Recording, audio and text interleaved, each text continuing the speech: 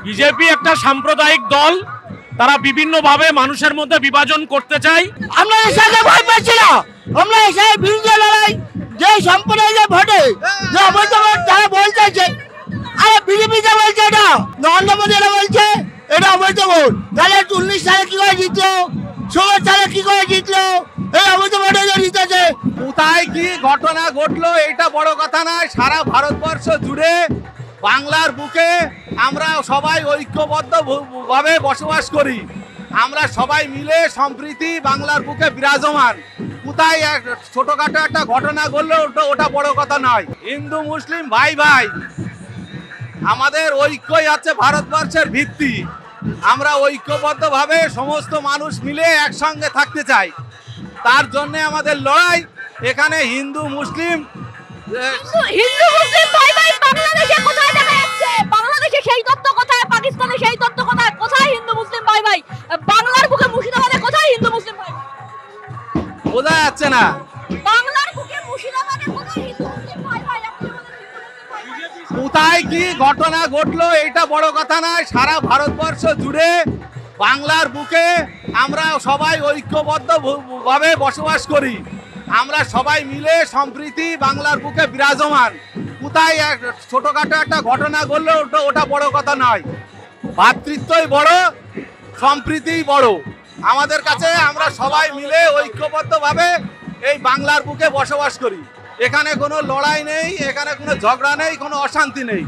আমরা সবাই এক এবং ঐক্যবদ্ধ। বিজেপি একটা সাম্প্রদায়িক দল, তারা বিভিন্ন ভাবে মানুষের মধ্যে বিভাজন করতে চায়। সেই জায়গায় দাঁড়িয়ে বাংলার জনমানুষের জননেত্রী মমতা বন্দ্যোপাধ্যায় সর্বজাতি সর্বধর্ম নিয়ে একসঙ্গে পথ চলতে চাই, এই জায়গায় অঙ্গীকারবদ্ধ। হ্যাঁ, না না না, ভুল হচ্ছে।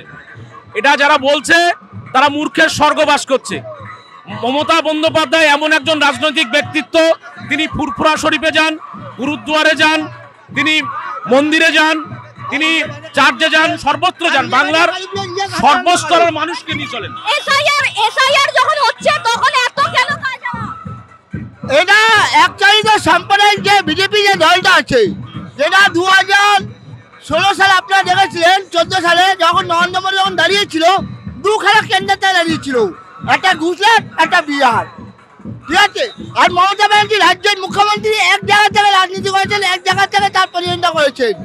তার নিজের যে ঘর স্থান সেই ভবানীপুর থেকে। আপনারা তো এখনো পর্যন্ত ভারতে আছেন, আপনারা তো ভারতেরই নাগরিক। ভারতের নাগরিক আমরা আমরা এর সাথে ভয় পাচ্ছি না, আমরা এসে বিরুদ্ধে লড়াই। যে সম্প্রদায়ের ভোটে যে অবৈধ ভোট তারা বলতেছে, আরে বিজেপি যে বলছে এটা, আজকে মুসলিম চালা, আজকে চক্রবর্তী এলা, আজকে আমি ধর, আজকে আমাদের কোনো বিভেদ নেই। আমরা যখন সব এক জায়গায় আছি, আমরা সবাই এক জায়গায় আছি, একসঙ্গে আছি। তাহলে আজকে যে বিজেপি যে মন্ত্রী, তাহলে আপনারা তাহলে বলুন, নরেন্দ্র মোদী এটা বলছে এটা অবৈধ ভোট। তাহলে 19 সালে কি করে জিতলো, 16 সালে কি করে জিতলো? এই অবৈধ ভোটে যে জিতেছে।